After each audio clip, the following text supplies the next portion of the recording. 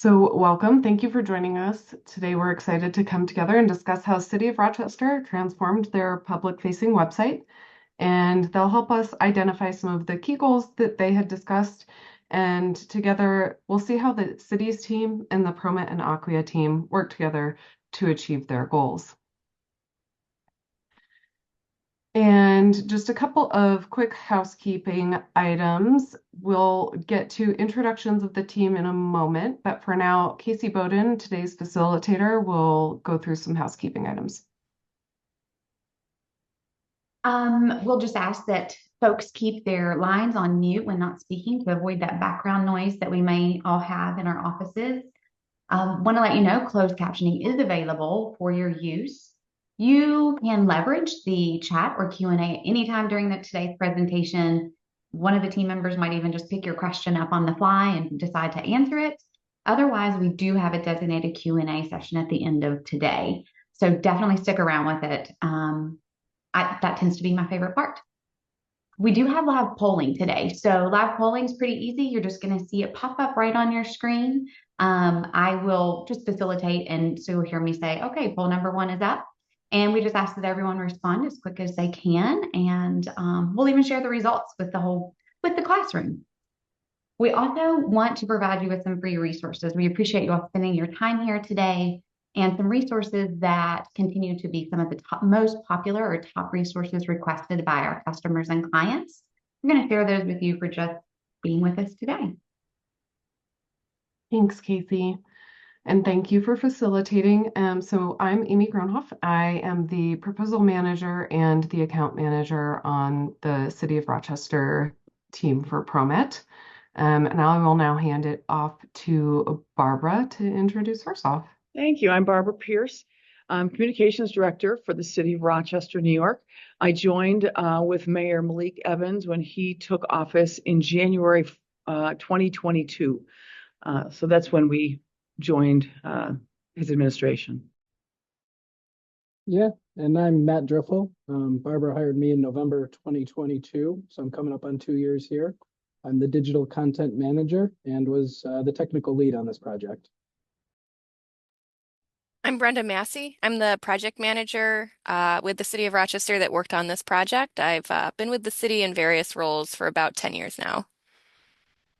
And I'm Peter Ross, the Director of User Interface and User Experience Design at Promet Source, and I was the discovery, strategy, and design lead throughout the course of the Rochester project. And I'm Rob Ellis. I'm a Senior Solutions Engineer at Acquia. I've been with Acquia that provides a digital experience platform for Drupal applications, like the one the City of Rochester is using. Been with Acquia for about 8 years now and was a Drupal developer for a while before that.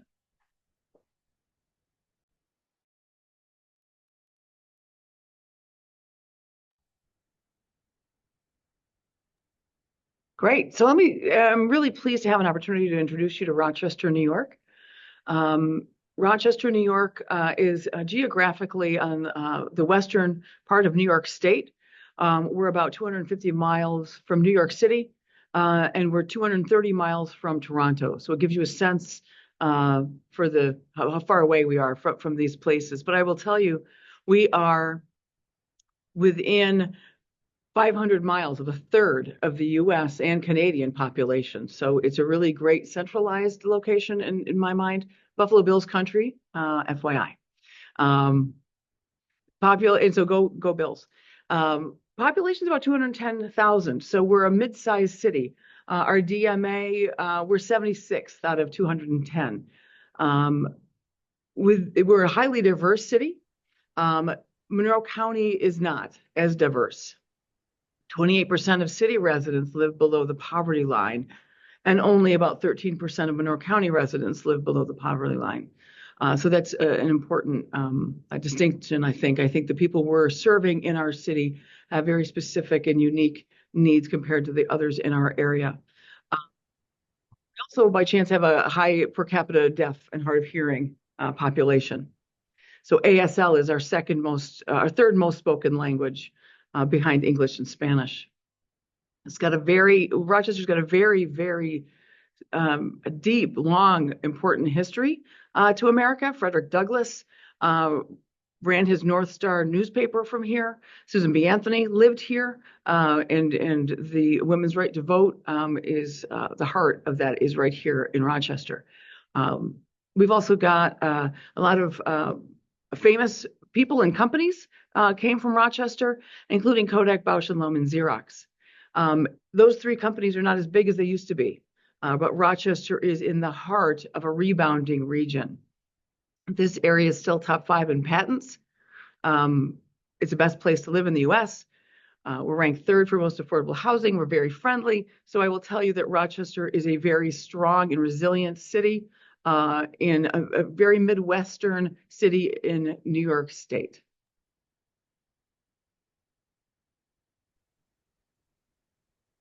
Great. Thank you, Barbara, for that. I appreciate it. Just to give you a quick overview of who Promet Source is. So at Promet, we live and breathe Drupal. We create highly customized solutions for everyday organizations similar to the city of Rochester. We deliver secure, scalable, and easy-to-use solutions that are efficient and productive for content editors in particular who might have a little bit less technical knowledge. We deliver accessibility standard compliant solutions and award-winning and brand consistent designs. We are also leading the way on customized AI tools for state and local resources for our clients.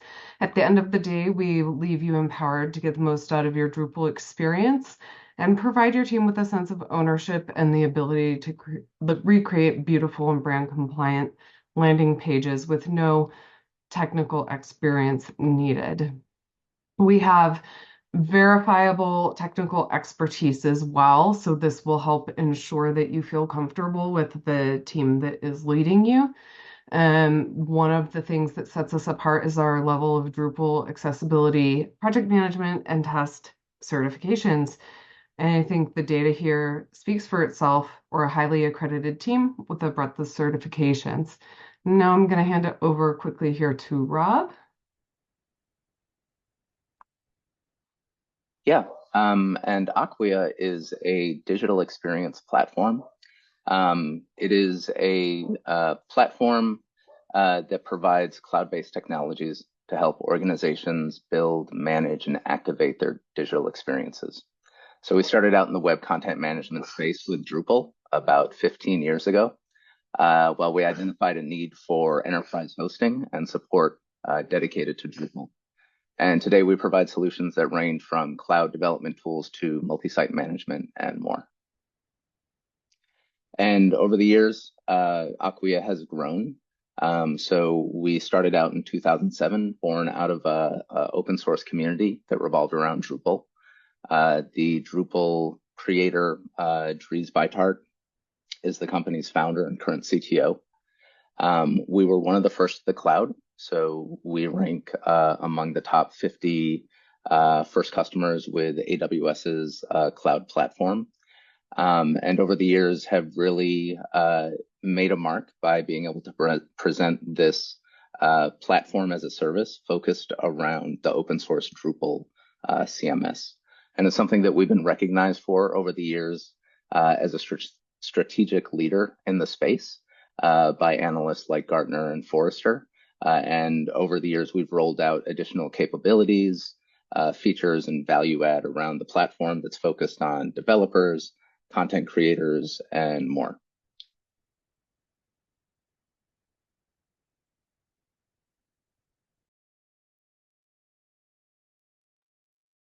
So we'll pass it over to Barbara, the City of Rochester's journey to redesign. If you'll share with us, Barbara, why now and why Drupal?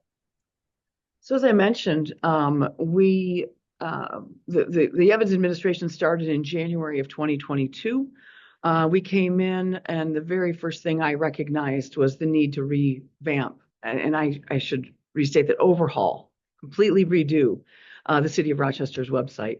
The website was 15 years old. The technology had not been updated regularly. there was really a lack of internal ownership. Communications team didn't own it. The IT team didn't fully own it. So because there wasn't one clear lead on the project, it became really a Frankenstein of different needs. It had incomplete and outdated information. I'll just tell you, it was the number one priority I had in mind when I came in on January 2nd of 2022. With the new leadership came clarity of purpose. And as I was trying to say earlier, Rochester's a modern, very successful city, despite the fact what we used to be, and all of the big companies that used to be primary here. This city was not well reflected in the city's website. So that said, we were open. We ran, as municipalities have to do, a very intensive RFP process. We had we're going to talk more about exploration. We talked to a lot internal audiences, external audiences, and we did an RFP process that received dozens of responses, global responses. We did not have an idea in our mind of what we were looking for. As we were going through this RFP process, though, we quickly realized that Drupal was ideal. All finalists, by chance, happened to offer Drupal as their backbone. We believe open source is a more secure future for our website. We believe and we'll talk more about this in a bit. We had proprietary software backbone before, and because of that, in my estimation, we ended up with this Frankenstein monster of challenges. Since then, our IT department and others have really embraced the flexibility that Drupal offers us for internal, external communications and tools. So, we kind of fell into Drupal, but we're really, really pleased to be here. Thanks, Barbara. So what we know and what we've heard already, government websites often struggle with outdated design, disorganized content, poor navigation, and that definitely leads to frustrated users or maybe even frequent calls. So this is where we're going to dive into the good stuff, right? So get your survey fingers ready. We're going to put our first poll up. All right. You should be seeing on your screen now our first poll. What is your biggest challenge with your content, with your current website? Biggest challenge with your current website? For navigation, outdated content, outdated design, ineffective search, mobile responsiveness, and accessibility. Navigation is starting to win out here. All right, looks like we've slowed down. Last couple in, 34 responses. Anyone else want to chime in? All right, we'll end the poll and I'll share the results.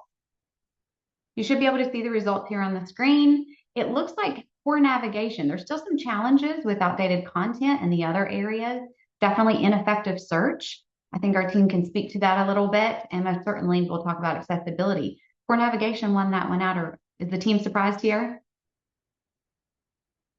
Not at all. I mean, honestly, just philosophically, I think all of those other issues can be umbrellaed under a term of poor navigation, because you have outdated content, bad design, a search that doesn't work, and responsiveness that doesn't accurately reflect what you're looking at, and accessibility issues. All of those result in somebody or a user who doesn't know where they're going. So in a way, as somebody who works in this field, I am pleased to see our audience feel the same way I do. All right, excellent. Thanks for sharing, Matt. We'll close the poll for now. And now to the good stuff. Challenges, goals, and solutions from our team. So as I was saying, the city of Rochester, and you can see on the left what we were dealing with. We were really limited in a lot of ways with our old technology. I was viewing this opportunity not only to revamp our website, address the navigation issues. I mean, where is our menu? Don't get me started about the boxes at the bottom. But not only did I want to address the website, there was a huge opportunity to address a brand evolution. So we were looking for partners who are going to help us not only address the tactic that is the website, but also help us establish some real brand development and the flexibility of Drupal to enable the photography and the navigation and the buttons, we were really clear with the team. That's what we were looking for. Awesome. Thanks, Barbara. Yeah, and from the design perspective, we really wanted to lean into that partnership and help Rochester to modernize the design of the site so that it works well as a brand across not only traditional printed products, but an evolving digital product platform. So leveraging that city blue color, their great photography library, a mix of cleanliness and icons, we really wanted to give a unique, clean visual experience that modernized the site into something you would expect to see today. I also want to just jump in and say, we also knew where people wanted to go, where they went most, despite our old nav, and the new design really enabled us to lift the popular things right up to the top. Excellent. Okay, survey fingers ready one more time. Now let's talk more about your primary goal. What is your primary goal for your website redesign? Maybe you're not redesigning today, but when you redesign, what is your primary goal? Improved user experience, better search functionality, modern design, enhanced accessibility, all of the above. And the last one is a little redundant, but it should say, I can't choose. I can't choose. We have goals around all of these. All of the above seems to be taking the lead. Oh, it's 61%. All of the above. I think you're going to hear more about all of the above from the City of Rochester team today. All right, we'll end our poll and I'll share the results with you. You should be seeing the results on your screen. And 63% say all of the above, team. Me too. That's where we were. Yeah. And again, like the term improved user experience is kind of broad ranging. So I think that can be applicable to some of those other terms. But as that poll question states, when you're talking about goals and website objectives, I think it plays really nicely into where we're going into this conversation with the discovery process and the key findings and kind of things that drive what those goals even are.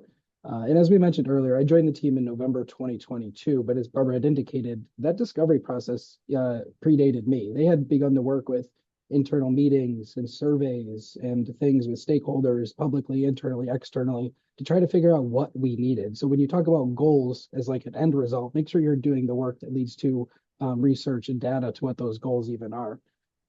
We faced a lot of challenges that we've talked about, especially with navigation, outdated content, a lot of the things an organization our size does deal with typically, but as Barbara noted, the lack of leadership made all of that more apparent.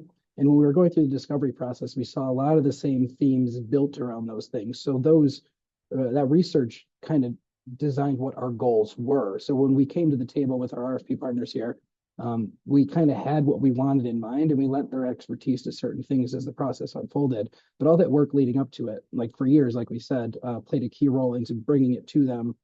So Peter can kind of talk about what we took to those challenges and how they came up with solutions for it. Yeah, so as a part of our discovery process, we really focus on a human-centered design approach to things. And really what that starts with is understanding who the constituents of Rochester are, what some of their needs and pain points are. So working alongside the team of Rochester internally, we really started asking why questions. Why are we approaching this project? How are we going to accomplish some of the goals that we want to?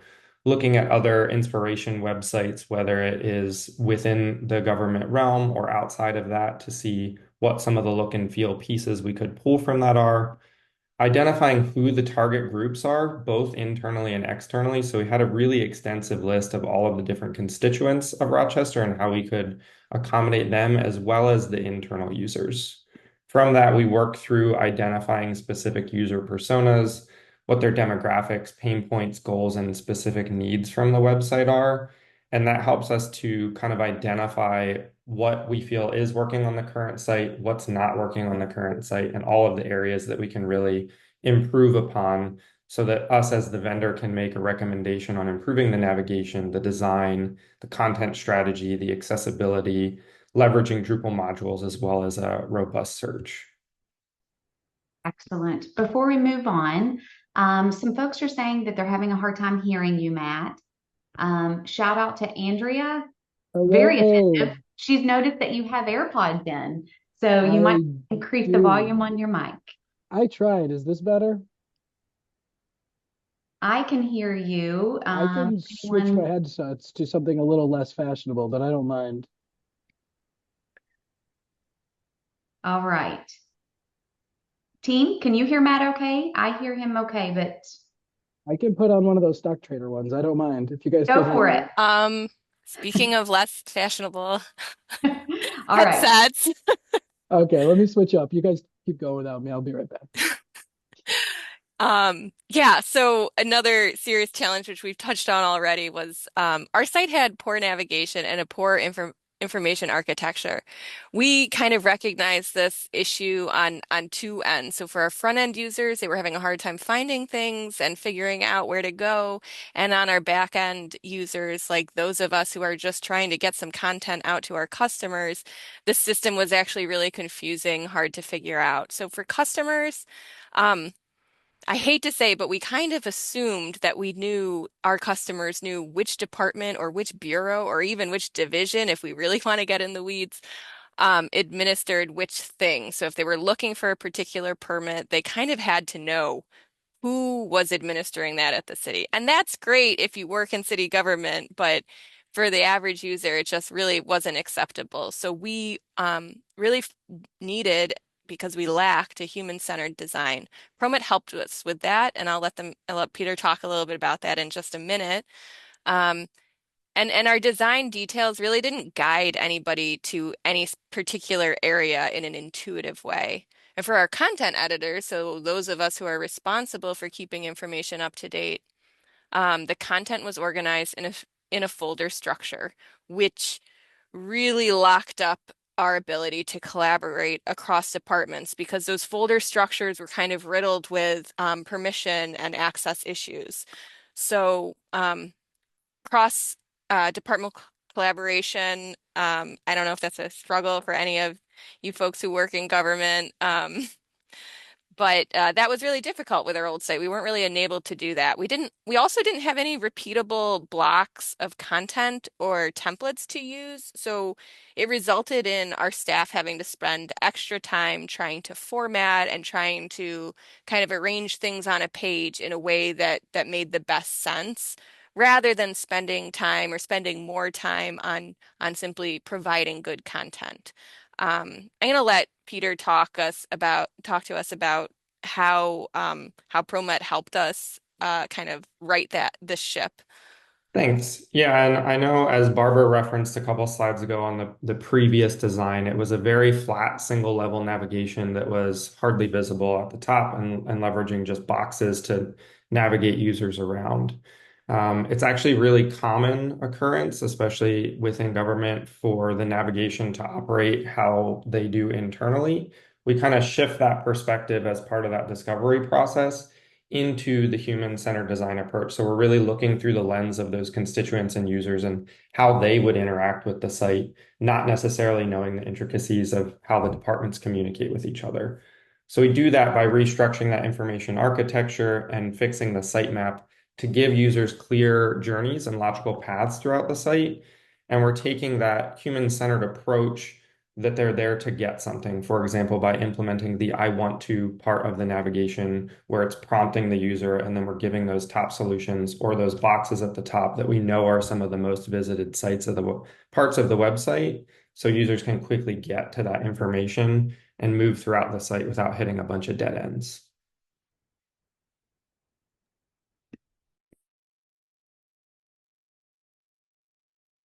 Yeah, when you talk about dead ends, and can everybody hear me okay? Because my backup headphones had a driver error. So now I'm speaking into the computer microphone. Is this okay? Yes. Yeah.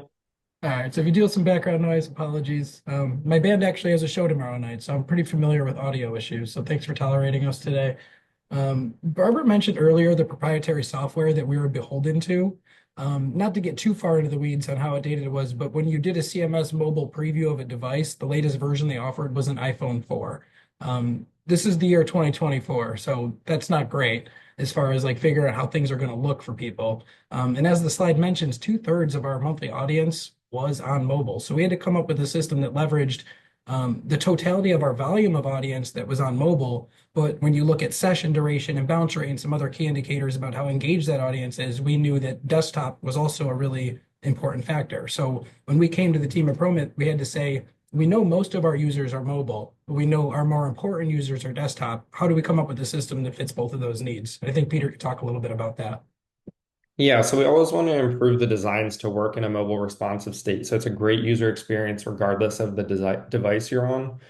Part of that comes from a component-based design approach. So the way that we go into this project is looking at it like a flexible design system with almost Lego building blocks, so that you can quickly build pages that are going to be responsive on any device after the site goes live.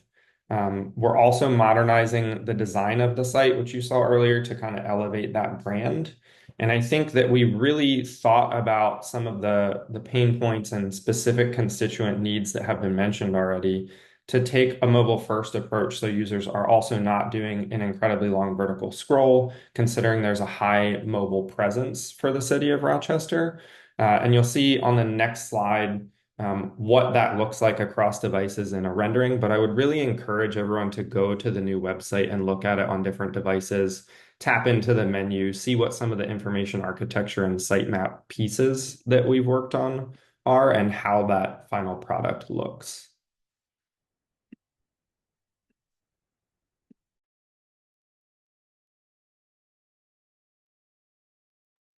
Um, Probably you folks on the call can understand that another major challenge for us, and this was an internal challenge, but it was kind of exasperated by the systems we were working with, was having a kind of an overwhelming amount of content and a disorganized structure to that content.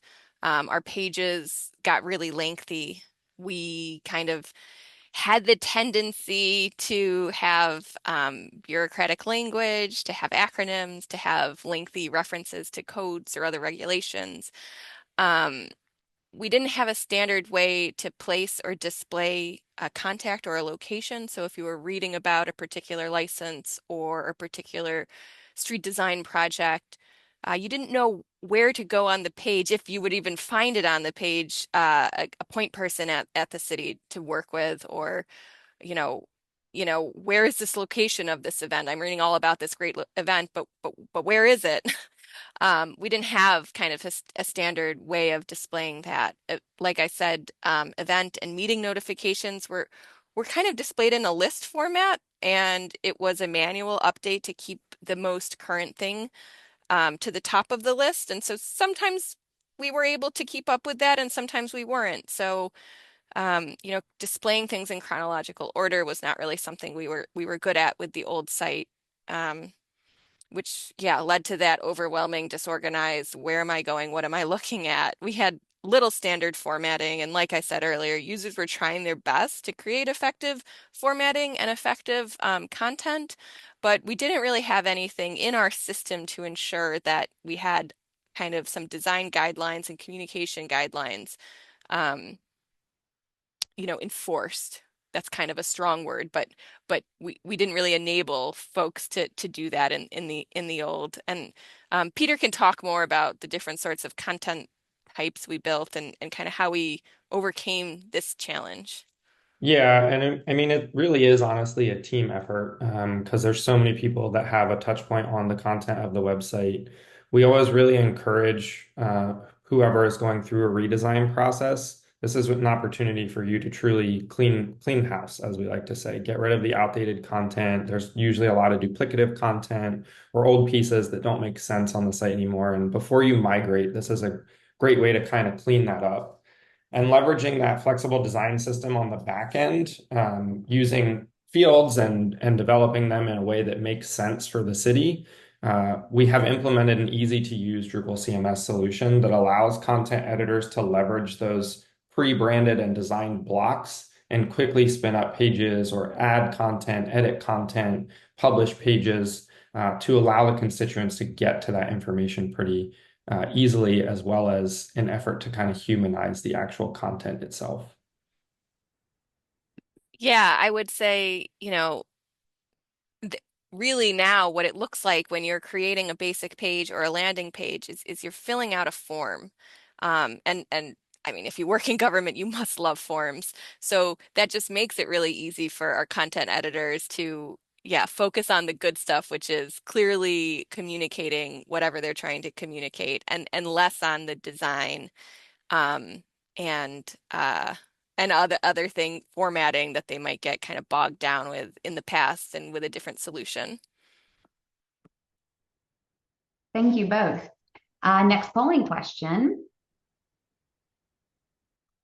How would you rate the effectiveness of your current website functionality?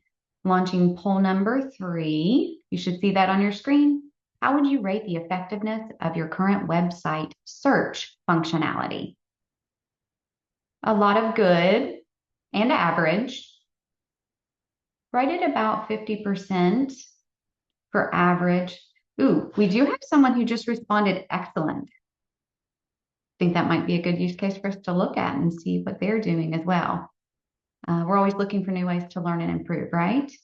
Still some responses coming in. All right. Looks like they've slowed down. Sharing our results. Everyone thinks, or the majority, 48% of us think that our search functionality is average. So I think we can definitely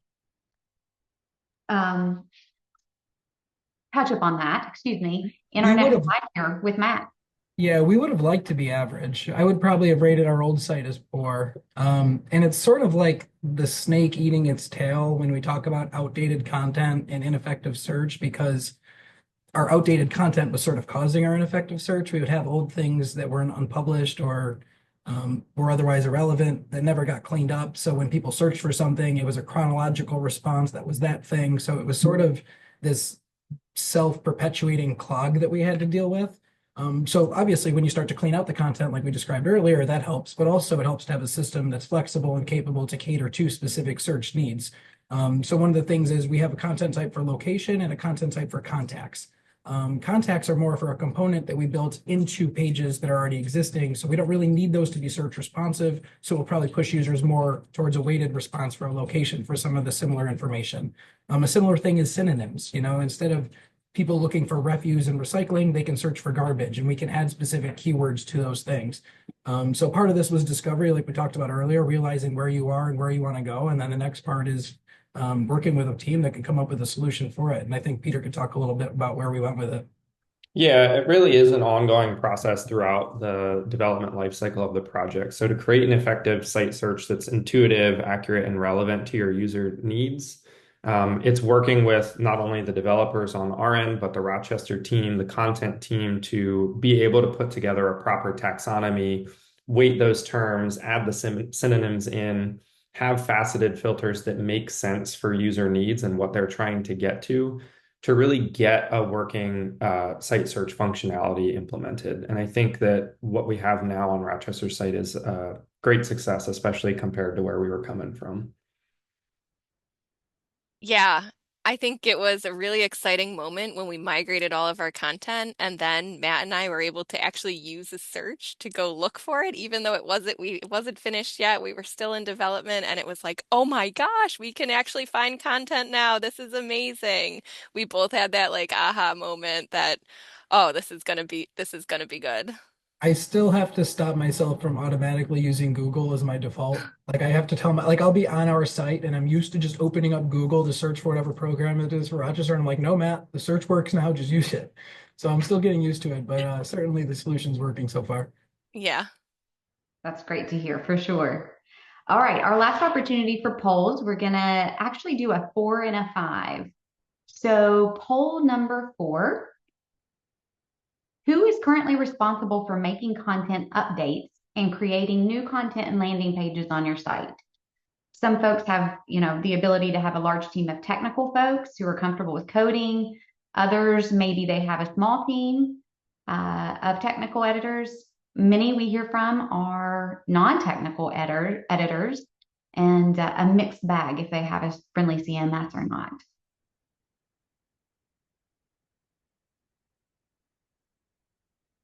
Interesting. Okay, so I think this could be a potential place where you're going to hear from City of Rochester and relate. Again, I'll share the result. Interesting. All right. So we're pretty balanced out here at 29%, a small team of technical content editors who are comfortable with coding at 29%. And actually, I need to scroll down. The majority is 39%, a small team of non-technical content editors using a user-friendly CMS or basic tools. And I think we're going to hear from the Rochester team some more about content editing and where they fall within the response to this question. So 39%, small team of non-technical content editors. Yeah, I mean, we could certainly relate to that description, except for the part of user-friendly CMS. I think ours was a little bit more subjective. I'll be friendly. But yeah, I mean, an organization our size has a lot of different purposes, needs, and abilities as far as like what we need to do and who it needs to come from. On a broad-ranging perspective, and I think this applies to most organizations, there's a certain expertise that is there from the organization that needs to be communicated in a coherent way to the public. And in our old website system, we didn't really have like a communications oversight of that process. It was kind of each department doing it on their own. So now with the new website, it's kind of this filter from maybe the water experts who are doing the chemical reports through us and then to the audience. So there's a little bit of a layer of digestion there. So whatever your area of expertise the organization lives in, I think it's good to think consciously about how you're taking that and making it for the audience. And then specifically for us, also another thing we dealt with in this like siloed department centralized thing we had and limited CMS functionality was to no fault of anybody's, but in the city we had departments and programs using different websites like Wix and WordPress and other domains for projects and programs because our old site couldn't handle what they needed. And they would look better than our website did, and they would operate as they were supposed to, but it led to some gaps, inconsistencies, not even aesthetically, but also in data collection. You know, we were trying to make insights and decisions based on this data, but it was really scattered and it was tough to put all in one place. So with this new website, you know, we were really looking forward to not only as communications bureau say like, okay, this is how we do it, but also just as a broad ranging city, we want to make sure that these other projects and programs are brought under this website umbrella. So there's that uniform experience for our constituents and neighbors. And that's kind of how we got here. I want to just add in a quick thought. Sitting where I'm sitting and sitting on a regular basis with the mayor and my senior leadership, the technology was not doing us any favors, the old technology. In fact, that's an understatement. In the lack of attention to it, we possibly could point at people who should have been on top of that. But the reality is people were just trying to get their information out. Every day, people are doing really important things in cities. I worked for a short time at Eastman Kodak Company. It's a much larger organization, even than the city of Rochester, global. And if somebody didn't own a thing, everybody did whatever they needed to do to accomplish their own objectives. So the silos here existed, but I think the technology exacerbated all of it. So I can't say enough. If you're not operating with good technology, you can't even fathom what it's doing to the behavior of your colleagues who are supposed to be following a certain process. And that's something that we've seen a lot with customers that adopt Drupal and begin looking at this. Is a lot of times they'll have this siloed approach where teams kind of go rogue and choose different technologies, and it's the fact that people go rogue for a reason.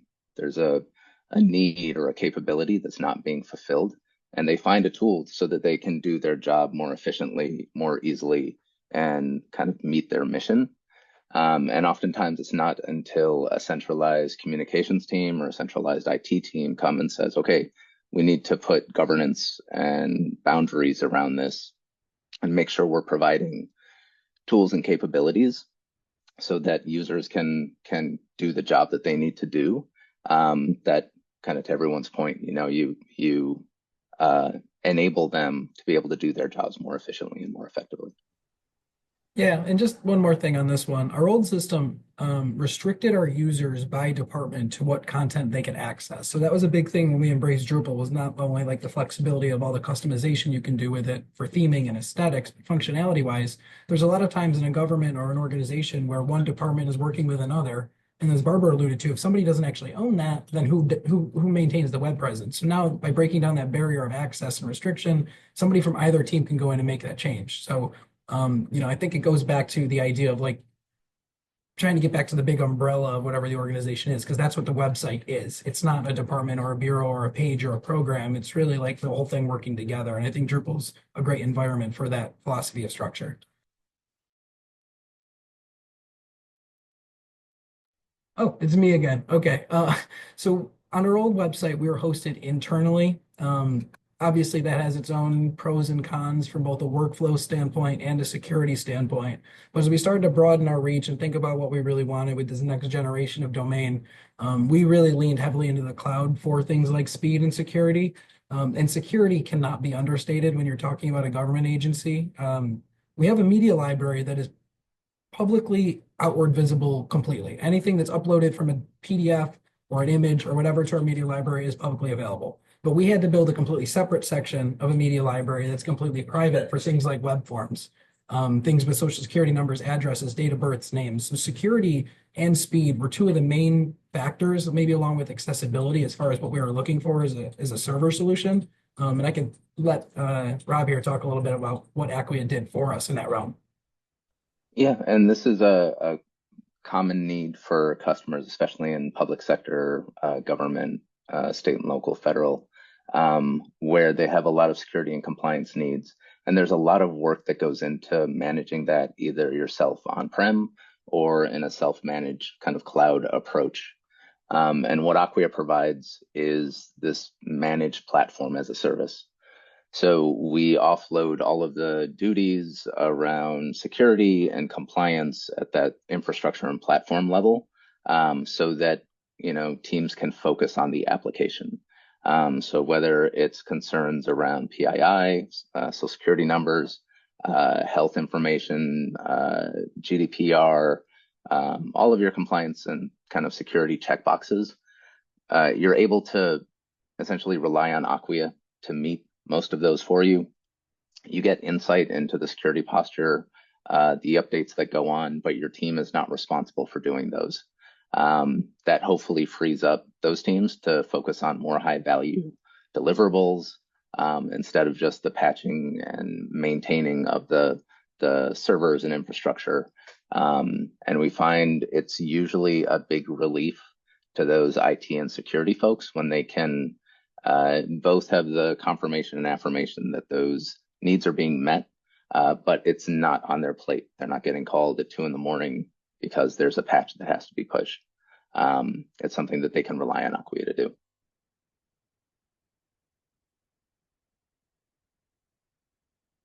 So I think we're going to go over to Rochester team. Barbara, I know you all are proud of your project. We'd love to hear your final reflections on the project. So as I was saying before, city employees over the past 15 years had their own jobs to do. They're filling potholes.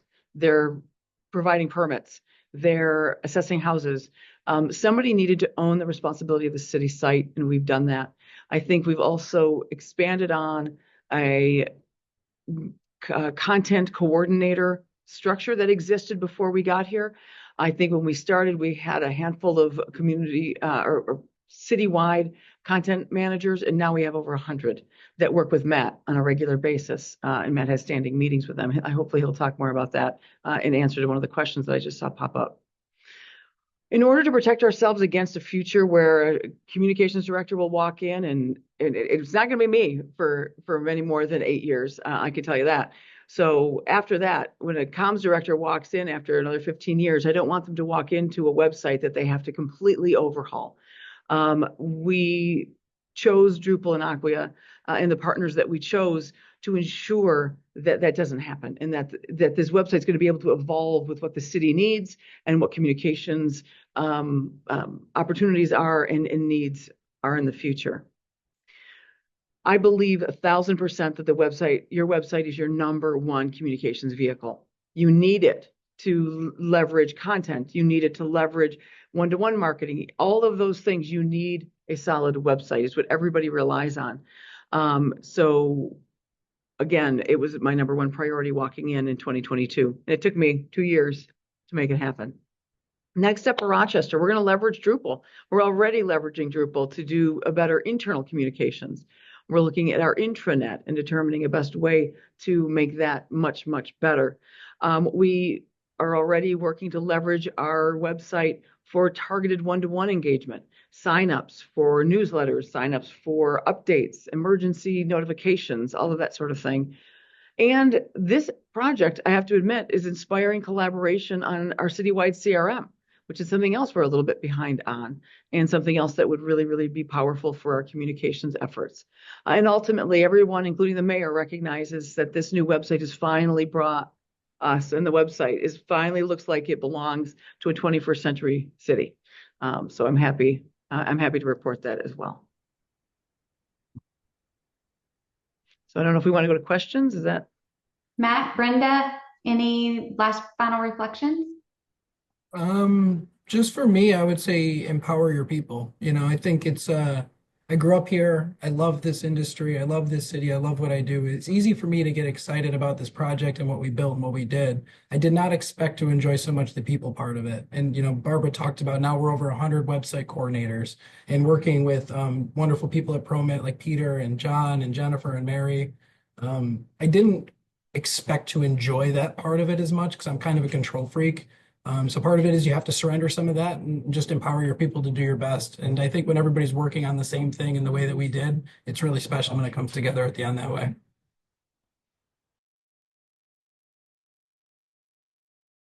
Yeah, I would say if you're gearing up for or in the midst of a website redesign overhaul and you've got content that you know isn't good or you know you need to clean out, I would say that's something that you can start now and you should start now and you should do that in parallel because it's really that's um we were able to rest easily at night because we knew ProMet was doing awesome design and development work for and with us. The content editing and creating of good content, that's really on us as the organization. And trying to spend time doing that now, if you haven't started, or kind of in parallel as you approach an effort if like this, I think is my my best recommendation.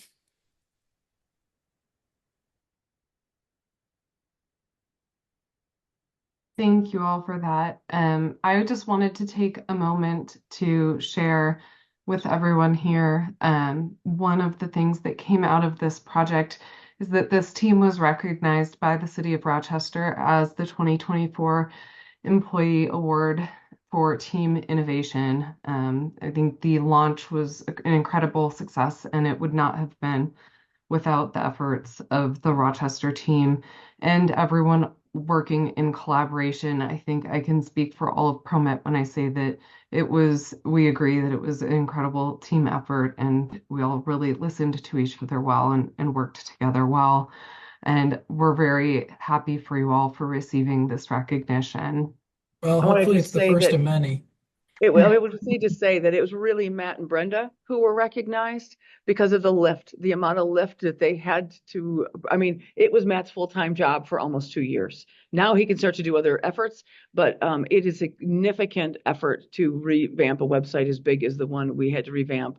And to do as many things as we wanted to achieve with it. So I can't thank Brenda and Matt enough on a daily basis. So I was really pleased that the mayor was able to recognize them at this citywide event this just a few weeks ago. Yeah, to add on to that, I would say, because there was a question in the chat about how user-friendly is Drupal to the tech illiterate content editors.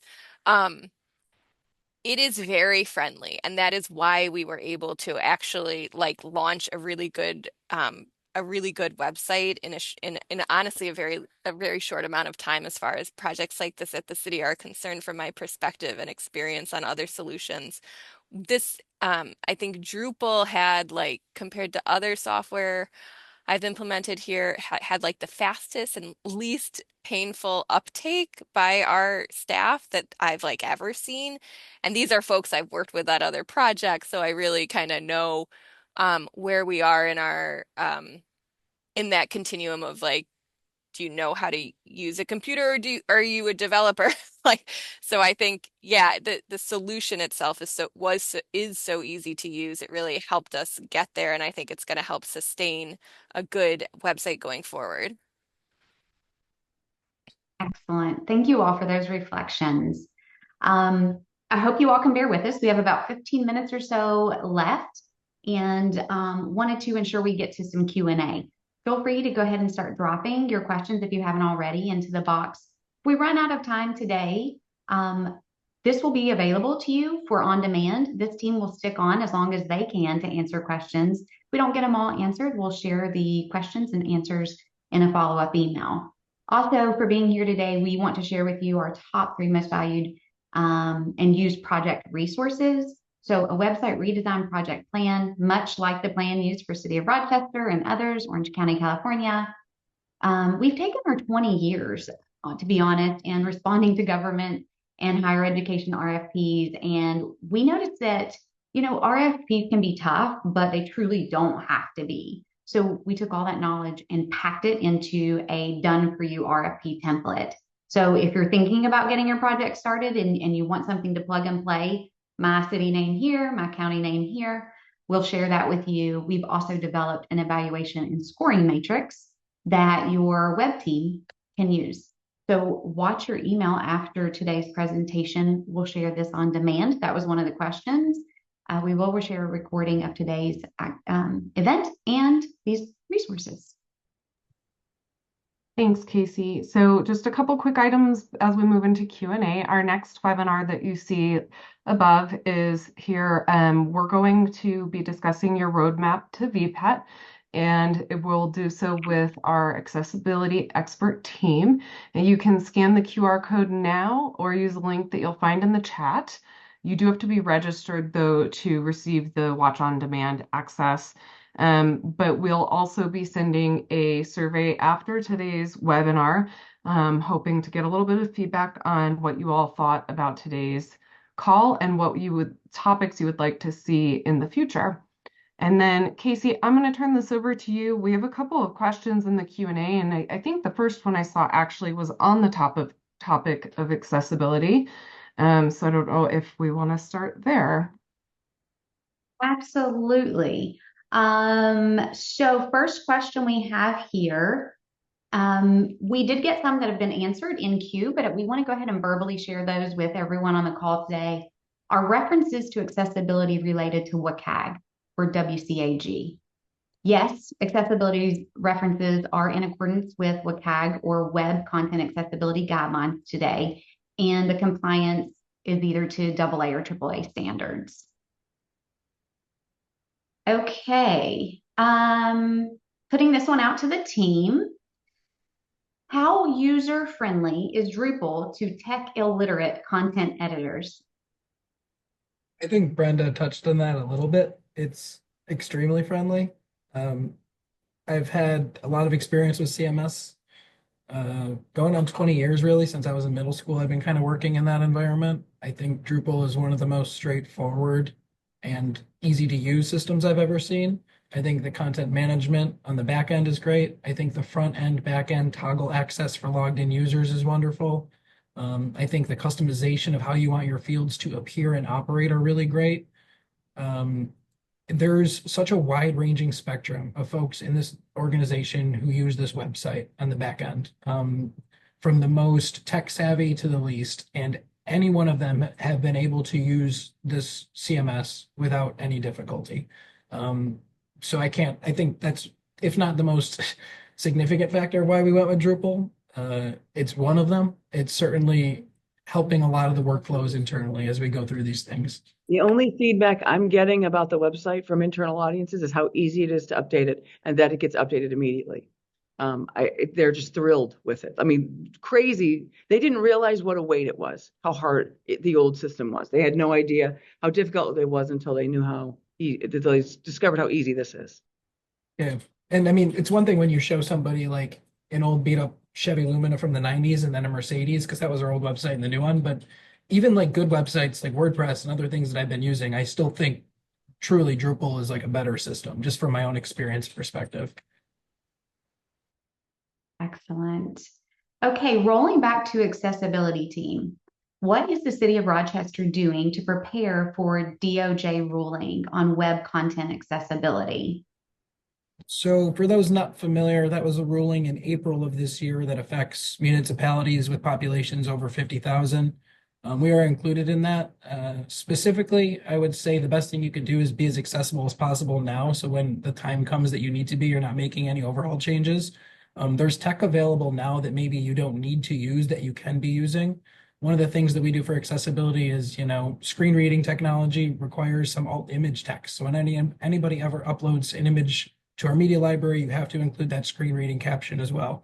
We did a lot of research for our foreign language stuff, and this is all pointing to the fact that if you're making your site as accessible as it is possible, then whenever those rulings come in, it won't be a big change that you need to worry about. So I think it's more so staying ahead of it and not thinking about, oh, we need to meet this deadline of accessibility, but assume that deadline's already here and try to be as accessible as possible.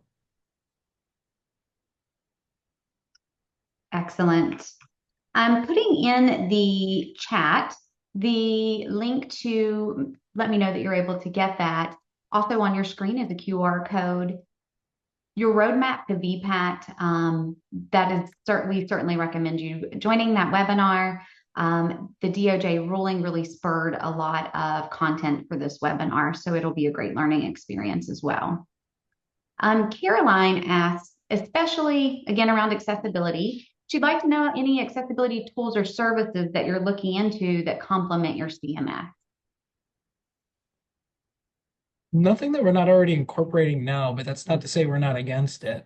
We talked about discovery earlier, and although that's an important process of this project, I think it's also a good perpetual state of mind. So when new technology or suggestions or ideas do become available and we do need to meet new standards in the future, Drupal's a system that could quickly and easily comply to those, I'm sure, in a way or a module. Off the top of my head, I don't think we're testing anything new right now that's not already incorporated. Okay.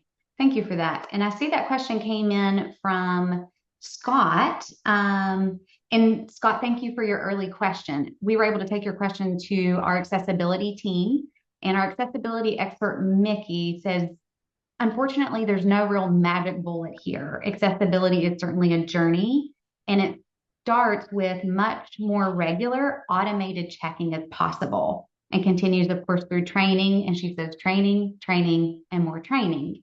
And ends with accessibility. So checklists are a good start, she is recommending, but accessibility is not black and white. Checklists can only cover so much. If an agency genuinely cares about accessibility and is regularly considering it, they'll create content even if their knowledge is limited. She says that in her experience, and as we work with our accessibility clients every week, these are things that we constantly are recommending to them, right? Run automated checks. Our team at ProMet, we leverage a service called the bot. But what that does not check is you're not getting 100% results out of a scanning service. You must have automated checks by real people, real humans. And then there's a whole remediation arm to that as well. You're going to hear a lot about that on December 5th at Roadmap to VPAT. But she does think that every year, if you start to put some of these things into practice, and we'll talk about that on VPAT, that your accessibility issues will become less and less. I know that the Mickey, the person who is on the screen now, and Ashley, who responded to this, they've been working with one of our county clients for, I want to say, at least 2 to 3 months now already, getting them in line for the DOJ ruling. So we certainly can point you in the right direction, Scott and others, if you're interested. Okay, another question here. Oh, and Caroline, yes, let us know. We'd be happy to get you some additional tools, and I can share with you one of our most downloaded accessibility tools, which is our manual accessibility audit developed by our experts you see here on the screen. Jason's question, any key metrics that point to constituent satisfaction with the redesign? For me, I look at session duration, bounce rate, and pages per session mostly, all of which have trended in the right direction since launch. We didn't really market the new site launch at all. It was just kind of this organic, overnight, kind of quiet thing that if you showed up, you saw it. So we were kind of curious to see what the traffic trends would look like. But between duration up, bounce rate down, and pages per session up, that was generally a pretty good indicator. And then just anecdotally, I think the best thing that I could say was we've had really limited negative feedback, and most of it has been really isolated user or browser issues. So I think at a volume level, it's more so taking a little bit here from this metric from Google, this little metric from my experience working in the day-to-day of it, and kind of pointing to an illustration of customer satisfaction. But when you're dealing with over 500,000 page views per month, I don't know how many people actually are satisfied with it. Again, I'm going from lack of negativity and general positive directions in the stats that matter to me. Yeah, and we have a feedback form on our site, which generally if you put up a feedback form, you're going to get the negative responses. And I would say we get a lot of positive responses on our feedback form about being able to find what they were looking for. Um, the form is very short, but yeah, we do have, I think, more reason to feel like we've made a really positive impact. I also want to add that internally, the feedback is compliance. That people aren't popping up new websites to accomplish their objectives. They are updating their pages regularly. And again, the feedback internally has been really, really positive as well as everything you've just heard. And again, I also hear the same externally from the mayor. The mayor hears it. So nothing's better than anecdotal evidence coming through the mayor. Excellent. Just want to acknowledge time and respect your time here. We still have quite a few folks hanging on. This team will continue to hang on and answer questions until we finish the questions, and that way we're documenting them on the recording and can share them with folks. Feel free to stick along with us as long as you have. Drop if you need to, and we'll share the content via email once we're finished here today. Yeah, see, there's a question about governance. If we Yeah. answer that early in this, that would be great because I will have to drop off myself. But I thought it would be meaningful for Matt to talk a little bit about the governance question that's in there. Where was the question? I'm looking for So can you talk about governance? I'm curious how you dealt with the ownership issue. Yeah, we just started to own it. I mean, there wasn't somebody in like me in my position at the city until I was hired. So I think getting somebody in, to just have somebody in that role to say they're responsible for the website is a good first step for ownership and all that. But governance, we are a government that has a lot of different branches, but essentially, it has to come from a top layer of centralized ownership, and that was communications getting its arms around it. And that's reflected in the governance policy that says, here's the level of admin, here's the level of, editor, here's the level of writer. We have these different roles built within Drupal, but laterally they're city roles, right? They're departmental web coordinators, and then there's, communications beat staff who works with those departmental web coordinators to then get to me, as a third layer of quality assurance on certain things. So in a lot of ways, the governance of the website needs to reflect systematic workflows that work for your organization. Like I can't write a water report on chemicals that I don't even know how to pronounce. But the governance of it will say, here's the subject matter expert who gives the information to the departmental web coordinator, who may be a junior member, more tech savvy member of staff, who then gives it to the communications beat writer who works with that department, and then it gets to me. So at least there's like this chain of command almost as far as how it gets from the subject matter experts to the public. And that's kind of how we operated with it. Now, there's a lot of things on the peripherals when you're dealing with a governance policy, like how do we incorporate IT into this structure? Because IT used to sort of own the last one. And we're kind of leaning in a way that's just like, this Drupal is a tool for IT to use at their disposal, right? Like we want people to be able to use this and incorporate it whenever and wherever they feel possible. So how do we empower our different departments to do that? And a lot of that has to be spelled out in a governance policy. I think our main philosophy, governance, workflow, system, CMS wise, was breaking down silos. I think that's reflected in what we're doing here. But the governance still needs a leadership flow for sure. Well, I'd love to add to that, just that Matt, as Matt has said a couple times, his position didn't exist before. It does now. That community of web coordinators existed, but nobody wrangled them. And Matt's wrangling them on a standing basis. You have what you call office hours, Matt, and I'm speaking slightly out of memory and not experience, but you've got office hours, you pull them in. These 100 people hear updates from Matt directly if there's a change in the interface or if there's a change happening or an update happening. Matt pushes that information to those individuals, and the 100, we didn't mandate. They signed up. So you all of a sudden have departments going, oh, finally, we're getting help. We can get better. So they've been coming to us, and Matt's been managing, guiding, and leading them. I think that's really crucial. Yeah, and Yeah, on good. from more of like the solution perspective is that Drupal actually has some really great features and tools we can use to kind of ease that burden of governance. So, in the past, we would have to say, all right, every 6 months we have to review content and we have to clean out and we have to do all this. And it was this huge kind of burden. On each page now we have the ability to say, okay, let's schedule when it's going to review. Let's schedule when it's going to unpublish, because basically after this date we know this is no longer valid and we can just automatically unpublish that piece of content. So I think the tool with workflows and the role-based access control that we have and some of the different things that Drupal offers us like really kind of helps enable a governance structure to actually be successful. Yeah, in a way, you think the CMS and the workflows will sort of mirror what you're going for in a governance structure.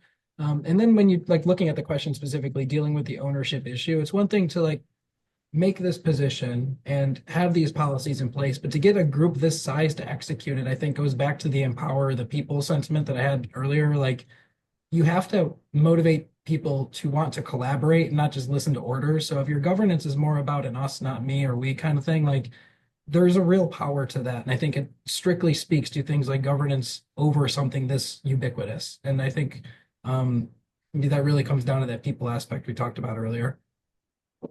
Thank you. Question here from Andy. Wanting to know how many end user interviews / surveys / focus groups did you do? And what sort of activities did you do with them? Card sort, tree testing. And then a third component is, as a city, are you bound by the Federal Paperwork Reduction Act? So first starting with how many end users and interviews, focus groups did you do? Peter, I see you want to contribute a bit here too. Go ahead. Yeah, we started with tree testing. So that was to pressure test our information architecture and proposed sitemap. We did a user group of about 20. So in user testing, the minimum amount I would recommend is 8. That'll get you to close to 90% of your findings. And then everything after that is a depreciative value. Obviously, the more users you have access to, the better it is. But we did learn some findings that we kind of tweaked and polished into the final navigation structure, doing that and getting some actual end user feedback. Before we even engaged ProMet, before we even put out the RFP, we also did outreach to internal and external. There's another question in here about the importance of conveying a website overhaul to non-tech stakeholders. So that's another one that I could kind of loop in here. We did a lot of outreach. So I'll say externally to the community, we did a survey. We did, I believe, 2 focus groups, and we heard from them what they were looking for in a website. And I will admit to you that it validated all of the things we already knew we needed to do with our website because of how challenged it was. We also used heat mapping and other things to determine the most important areas. As we said, on the homepage, we wanted to accommodate both what people were automatically looking for, so feed it to them easier, get them to what they wanted to eat more easily, but also we needed to do a better job of promoting the things the city wanted you to know that you might not come looking for. So I was always trying to balance what you want out of this and what I want you to know out of this. So that was an important balance. And as it relates to conveying the importance of a website overhaul to non-tech stakeholders like city council and community members and the cost thereof, we had to take our proposal to city council and get it approved. Both the website and the support hours continue to be a conversation about the cost of it. But what we did early on during that phase of surveys and focus groups, we did that internally, and I say internally as well with council, included council, city clerk, including every department. And during those meetings, as much as we were getting input in those meetings, I was also actively communicating to them about what we already knew and what we were anticipating doing.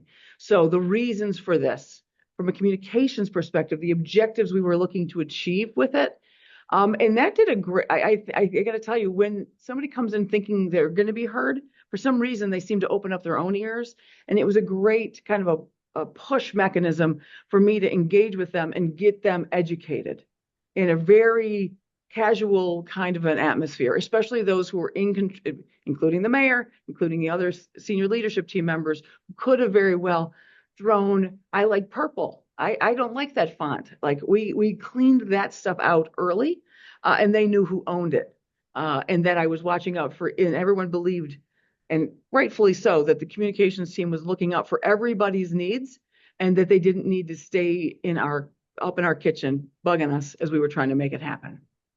I can't say enough how important that is to manage. Otherwise, you can't get to the end of your project because they're all up in your business. I remember taking the external survey before I joined the city too, so that was definitely out there. That's I funny. remember I didn't know that. It got posted on the Rochester Reddit. Obviously, it's something I'm interested in, so I remember pulling it up. And to think we'd be here today talking about it's kind of a funny story. Well, that's pretty cool. Barbara, didn't even know you were a part of that. That's pretty cool. Bring it full circle, Barbara. Okay, so I think we've covered most everything that I'm seeing here. I see a couple of requests for our accessibility tools. Our accessibility team, Mickey and Ashley, most certainly will get those to you all. We're constantly, that is one of the most requested assets, if you will, the automated accessibility tool. We'll get that to you, Erica, and I think a few other folks. Happiness asked for that as well. We'll get that over to you.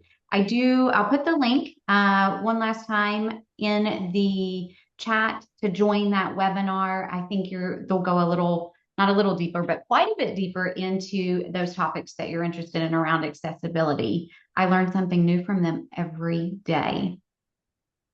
Amy? Yes, thank you, Casey. I appreciate it. Just real quick in closing, like Casey said, please watch your email for some of the resources that we'll be sending out. And want to give a big thanks to all of our speakers and partners. Certainly Brenda and the City of Rochester team for joining us today. And Rob, thank you for joining us and shedding some light on some of the other items that were discussed. I know we're running a bit over time, but we do appreciate the whole team and want to give a big thanks to all the participants here today and for you all for attending.